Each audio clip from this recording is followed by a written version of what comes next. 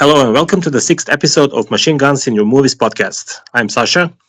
And I'm Joel, and today we'll be discussing the 1996 documentary Project Grizzly by, I believe it's Patrick Lynch. It's Peter Lynch. Sorry, I got the name wrong. But yes, it's interesting that this is the first movie directed by Lynch that we do, but that's the way it goes sometimes. Not the Lynch, but yeah, it's it's Lynch. The other Lynch. This was a blind watch for me. I didn't know anything about this, like at all, and I just came out of it basically, and it's it's very interesting, and this is this is made in 1996, and. That makes me. I mean, I had a couple of associations. Basically, it was the movie looked very surreal at the beginning, and it continued to be even more surreal as it went on. And the first association was Herzog, obviously, I guess, because of the Grizzly Man, and because of the whole surreal thing, and when they are carrying this suit over the forest, that I mean, like a suit out of 2001 Space Odyssey, and it is very kind of surreal, grotesquely surreal image, something that Herzog would do. And that was my first reaction, and I didn't know that the movie came out in 1996, so that placed it before Grizzly Bear. It's generally it was a very interesting film. What do you think? Oh, I thought it was. What is it? I was quite enthralled. It was a very good experience, and I enjoyed it. For me, it was as I mentioned, I cut him off previously.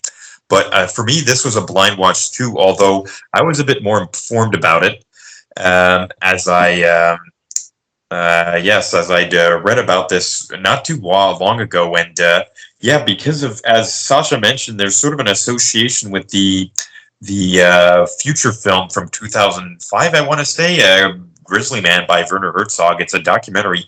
It's quite similar to this one, but in execution, both films are very different. It's an interesting case. It's a bit like, I was thinking about these comparisons later today after I'd watched the movie. It's a bit like wanting to see Failsafe after seeing Dr. Strangelove, or this really obscure Serbian movie called Life and Death of a Porno Gang. It's a bit similar to the much more famous Serbian film that came out a year later.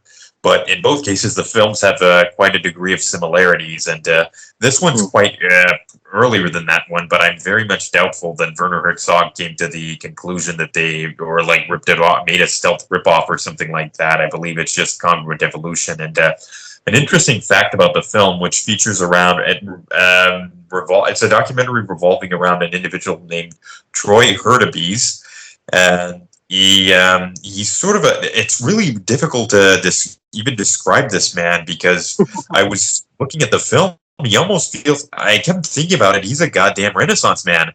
Like, he's incredible. He oozes masculinity. He seems like a character out of a Rambo movie, like an amalgamation of both Colonel Troutman and John Rambo himself, with this like fairly masculine look to him, with an incredibly 90s mullet going on. But he's also quite talented and innovative. It seems to be an engine. I'm not certain if this is correct, but he seems to be a sort of engineer. In the movie, he discusses having gone to universities and having gotten a diploma of sorts in certain scientific fields. And he shows quite an intellect, but all the same, like, he oozes a raw masculine appeal to him. Like, when he plays around, like when he shows his skills with Bowie knives later on in the film, and goes into his own philosophy of a knife, about how to, like, the utility of it. Sounds like something you'd see out of Conan Barbarian, like describing how the knife is vastly superior to a firearm when it comes to dealing with bears, and that they're far more reliable. Although he uses it more in the context of dealing with possible vagrants or people who are hermits living in the woods. So, but yeah, that's what the takeaway I got from it. And Troy is a very intensely charismatic man, without being, but also he seems friendly and down to earth. He's shown to have family and people who care about him, and like it really is remarkable. It's like he's so effective to a point where the film kind of seems to, the weak points or the fact that he's occasionally absent, like scenes where it's just him and his crew looking for bears. The landscape is incredibly beautiful. He goes out in Alberta, I believe, but it just doesn't have quite that impact. Yeah, the landscape is beautiful, and yeah, something similar. The scene when he describes the knife, yeah, it's something like out of the Conan the Barbarian, or something that John Milius himself would say. I think what? Sorry. That's a good catch, yeah. But no, it reminds me of the way Conan's father, played by in that movie, played by William Smith, describes to his young son how the power of steel, and discusses both the mythology that those people live under, and or I should say the religion, and like the how you can trust in steel. And it's like, Troy, when he says that, it really reminded me of that. And it's kind of like, it's an incredible thing. And just like, he's incredibly fascinating to watch, his sort of energy and his distinctly extremely Canadian sort of accent to him, that like it just gives him an indelible characteristics. But go on, Sasha. No, what I want to say basically is that I remember Milius talking in one of the documentaries, not in one of the documentaries, but in the documentary called Milius, exactly, from 2013, when he talks about his like teenage years or something, late teenage years, when he was like obsessed with these kind of mountain man stories, and he said that these are his we don't know if it's true or whatever, but I mean, he said that he like lived in the mountain for quite some time, and that he used first had a rifle with him, but then he like wanted to be one with the nature and things like that, and then he throw away the rifle, and then he would have only the knife, and then he would stick the knife in the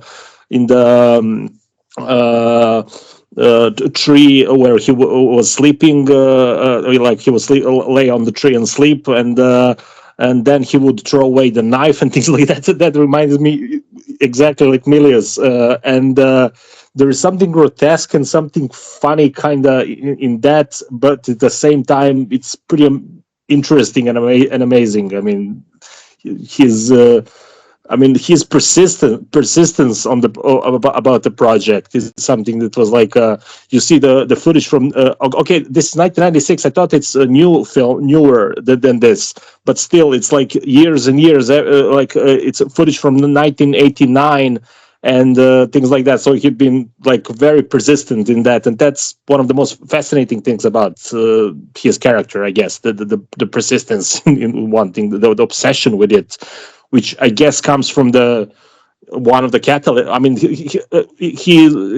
they describe his childhood like that he was like playing with fire since he was a little kid, literally and figuratively. And then later he describes the encounter with the bear, and which I guess was a catalyst of his obsessive wish to encounter bear once again, but more prepared. And also something I noticed from the film myself is from the narrative is that it really reminds me of a sort of the generic Captain Ahab sort of character, like a real life, true to life Captain Ahab from Moby Dick, because he's very much trying to find out. He's obsessed with it. Even gives it specific characteristics. He describes, I believe it as old white or old gray or something of that effect, because the grizzly he describes having attacked him had some sort of white patch of fur or something of that effect. And he describes his obsession with hunting it down, like not hunting it per se, like a hunter, but to like test out the metal of literal metal of his suit against the bear itself. And it creates this really interesting dynamic. You wonder if he's going to pull it off. And Suppose we'll go into spoilers right now. It's for anyone who's Yeah. not seen it and curious about it. Well, I will be spoiling it, but unfortunately, in throughout the film, they never actually get. He never actually managed to have his encounter with it. At the climax of the film, they do end up spotting a bear, but due to limitations, now difficult it is. This thing ends up being like he's almost like a modern knight, which is another element that true to life that he has. In fact, I thought it was interesting. There's a scene where he basically reenacts a part of RoboCop, and I think Yeah.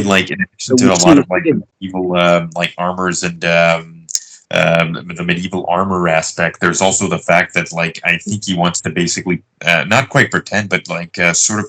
I guess you could say it's pretend to be his own personal superhero, like basically an indestructible man who can go after one of the most dangerous creatures living in the woods, and it's highly resilient, but by the end of the film, he does not successfully manage to get there. But that actually makes it even more inspiring. It's discovered that he never really gave up his dream of trying to have an encounter with a bear. And in real life, if I'm not mistaken, I recall reading this, there was an instance where he actually did manage to. I'm not certain if it was at certain zoos or something of that. He just went to an enclosed bear. And what happened? What happened, from what I recall, is that the bears just became very timid and shy. They didn't bother doing so with him. If my information that I've gathered on this is correct, I didn't do extremely deep dive on the issue, but assuming this is correct, I believe it might be an issue where the suit itself, given its numerous mixtures of substances like alloys and like steel. Mentions having a lot of titanium as well as plastics.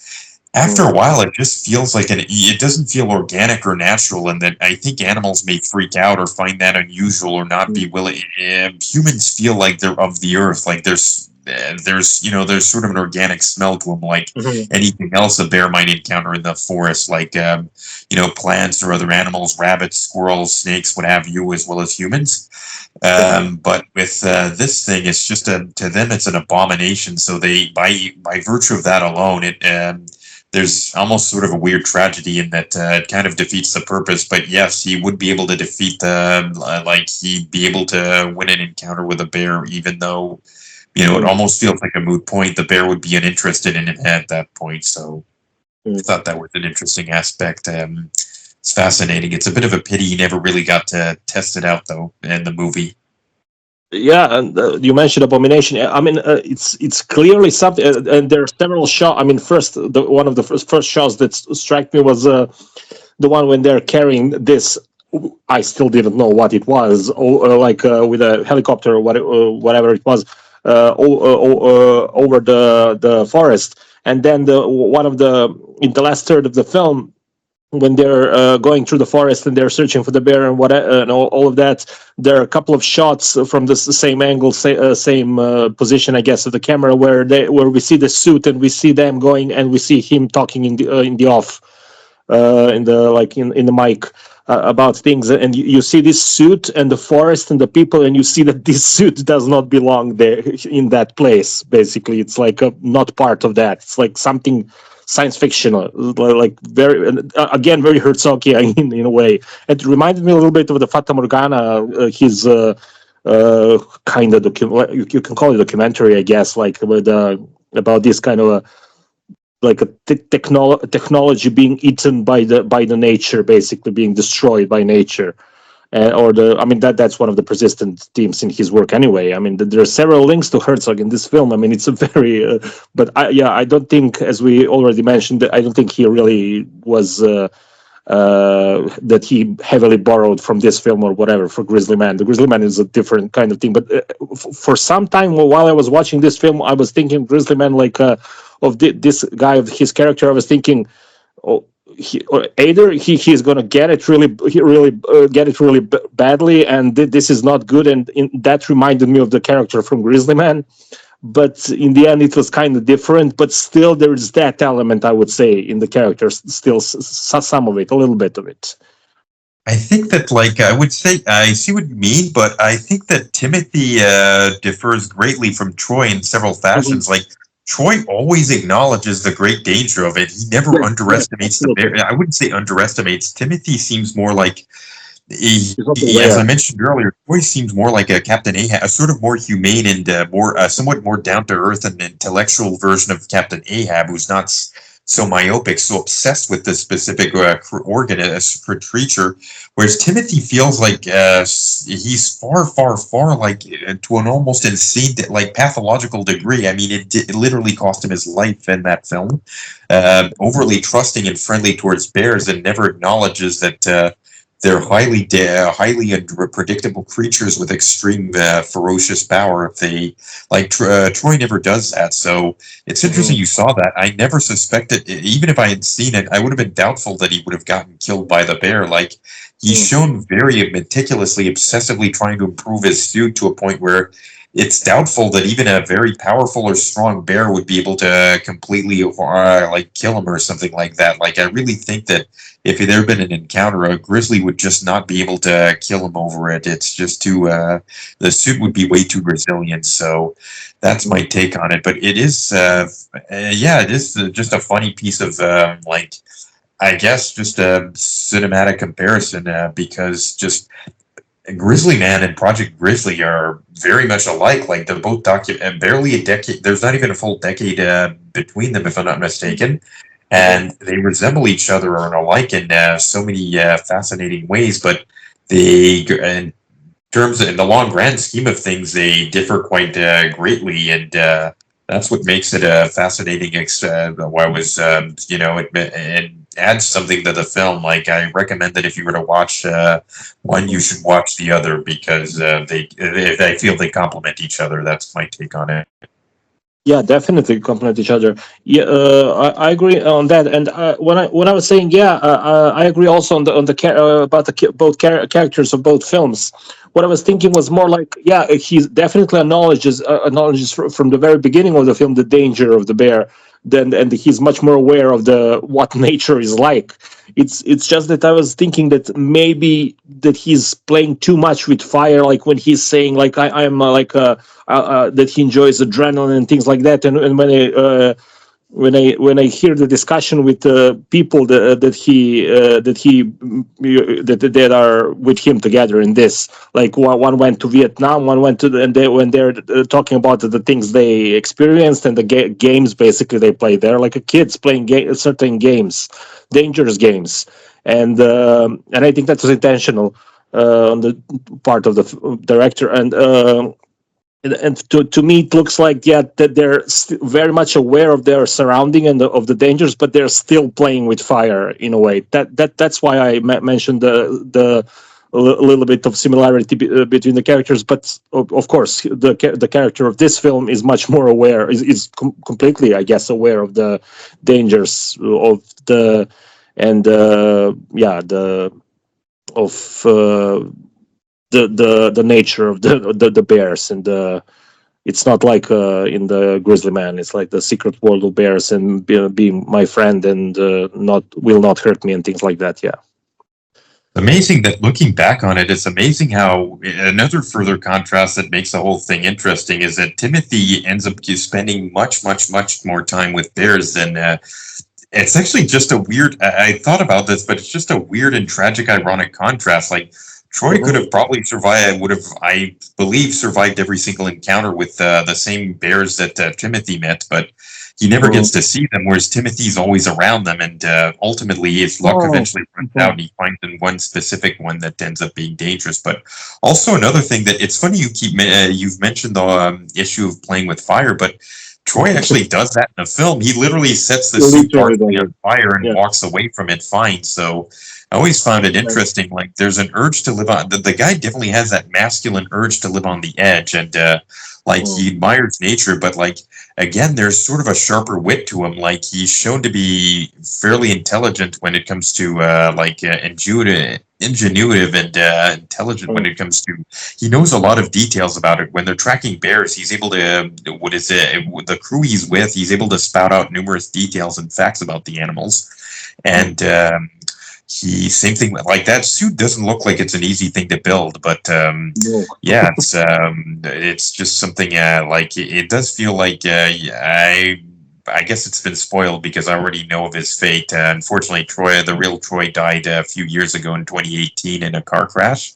And I suppose that's something else that he has in common with Timothy. His life was cut unfortunately short, but although under very different circumstances, and Mhm. it's tragedy, but he lived life to its fullest, and like at least he got to have a really cool documentary about him. I think it was kind of shocking, not quite shocking, but a bit surprising. It's there's often accusations for, I think when it's polemic subjects like politics, like the films of Michael Moore, there's often accusations of deceptive editing.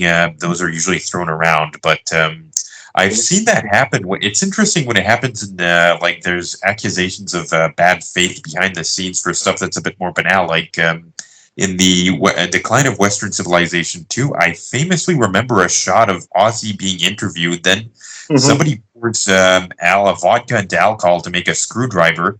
Then I discovered, to my shock, that was added in later. Ozzy wasn't Mhm. actually doing that at the time. They did that to make him look more like a drunk and Yeah. like build up his image. And I thought it's really funny when it's a petty issue. And I remember, from what I recall, Troy had some issues with how the documentary was working. Like, he apparently said that he was kind of displeased. He said it's like, if we go, look, the worst thing we could do is go hunting for grizzlies in October because they're so seldom. And that's what the film crew ended up doing. They ended up hunting for grizzlies in October. And, Mm. I kept thinking, it's like, was there snow in October 1996? But I can't remember that far back. But what is it? It's very much an interesting aspect about the movies, like behind the scenes, like pettiness and like them being deceitful about it. So yeah. Mm. I didn't know anything about any fact about behind the scenes. As I said, I went to this completely blind, and so I don't know anything about events behind the scenes. I would also say there is an overall set. That's something that again, I guess, connection with Herzog also, but there is the overall sense of the through this film and through I'm the Herzog films, but this one when I was watching like this, there's the sense of absurdity in a way in all of their doing. There's like this kind of a sense of absurdity going through all of that. It's like there is like everything they're doing is like they say like they're living on the edge, living life to the fullest, things like that, and it works for them. But in the bigger picture, it's all kind of it's absurd. It's a that sense of the I get absurdity of life, but generally that sense of absurdity running through all of that. But at the same time, there's their actions are going against that and give meanings to their lives. So it's kind of it goes both ways, and that also goes for Herzog and his films. There's that element of the chaos and the hostility of the nature and the absurdity of life and all these things, and yet people are still doing some things, and defeating gravity or going like searching for there's that element also in his films, and in many just in Herzog films, it's much more bleak, and the people are much more unsuccessful in achieving whatever they want to achieve.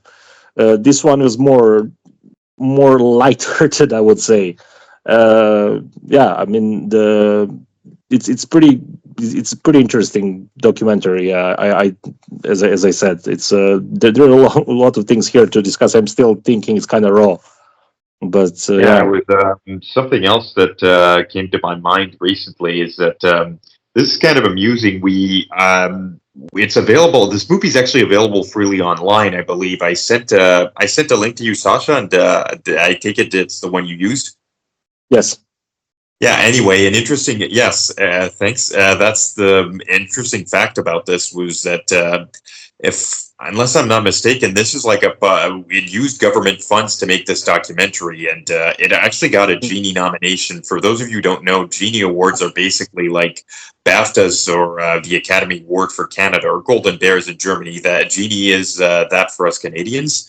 And it's basically, in fact, a minor fun fact, if I'm not mistaken, he goes to North Bay, which is sort of a transit city I've been to quite a few times. It's I usually use it as a middle point for visiting my town up north from where I live. And I think I've actually visited the Country Time donut shop that he has is shown stopping at one point. But yes, but back to the subject of tax funding, it makes it kind of interesting because this basically feels like the national equivalent of a GoFundMe or something like that, which I thought was amusing. But yeah, it got a Genio nomination, and surprised it didn't win. It is a I think it's a really fascinating thing, and it's actually kind of funny that Sasha, you felt it was quite absurd. I always thought that I'm kind of impressed. Like Troy seems relatively relaxed, but like he and his posse, as one might call it, who are searching the woods for a bear near the end, and the people he speaks with, they take this stuff quite seriously, and I think it's a bit unfair that an organization, I believe it's the Ig Nobel Prize, not to be confused with a Nobel Prize. The Ig Nobel Prize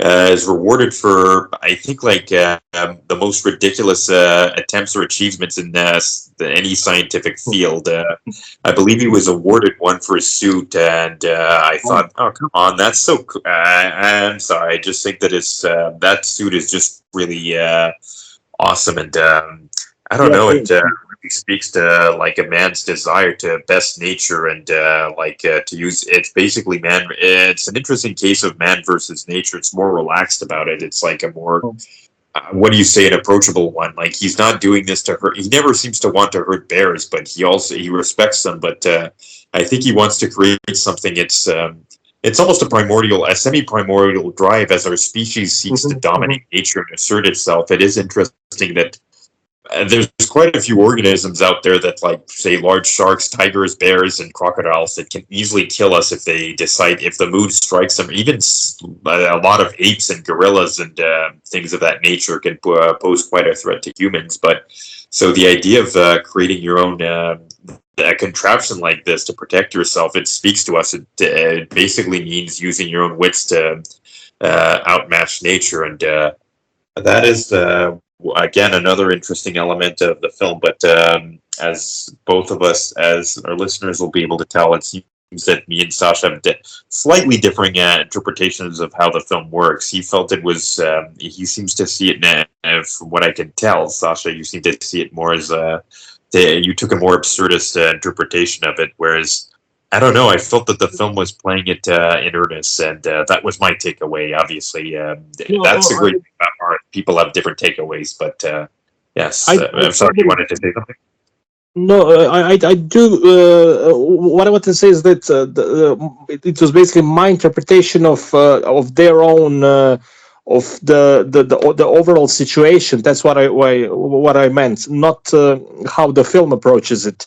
But also, what I wanted to say, it's definitely it's like he's definitely like the character who, he never says that he wants to kill the bear, and he says he wants to preserve them, and he just basically, and the film opens and ends with a similar scene of the just a little longer in the end, at the end of the film, where he talks about his encounter with the bear without a suit, presumably, and I mean, he's probably trying to recreate that, that feeling again, and there's also the scene in the documentary when he says that the things he hates the most is the monotony, like the being monotonous, living monotonous life, being like that's I guess also part of his desire to come to relive that situation again. But there's also that, I would say, mythical element to it. He calls the bear the old man. There's all I don't know if that was intentional on his part, or on film's part. I don't think it's just my interpretation.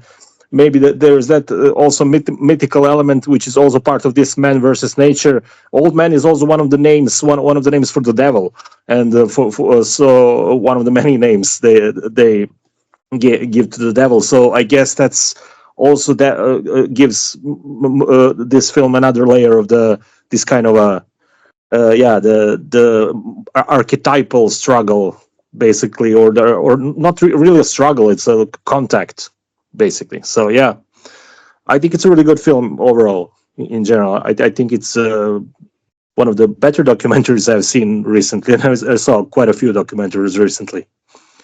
Your overall thoughts? I haven't seen too many. Honestly, I haven't seen that many documentaries, but I'm trying to watch more. But this is definitely a good one. I think it's grotesquely underrated, if I'm being honest. I think more people should watch it. I'm hoping our podcast can do that. And yeah, that's just about. I would say that I can't think of too many other things to say. Just that.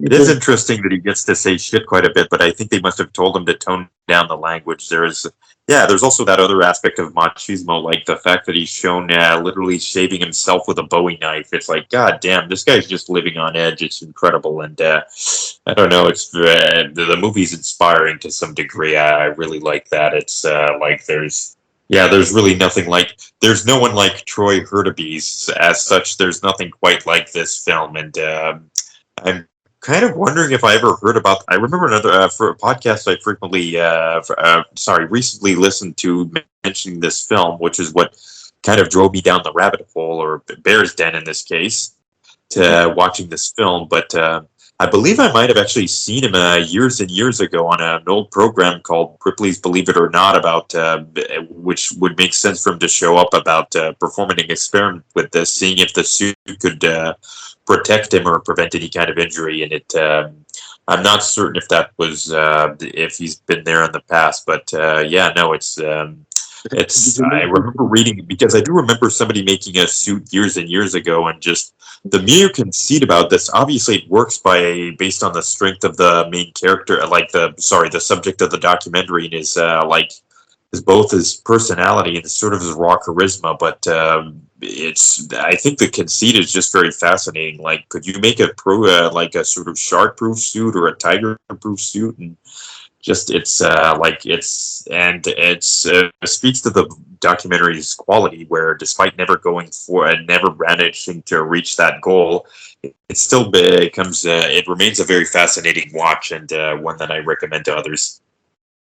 Definitely, I'm going to also recommend it to the others. And I don't know anything about the reception of this documentary. I didn't know about it at all before this, and I will check with some of my friends. Do they know? With some of my other friends, do they know about this film? Because it definitely deserves more recognition. It is really good. Yeah, I definitely agree. Any closing thoughts? Yeah, we'll say. No, I mean, yeah, that's basically what I think.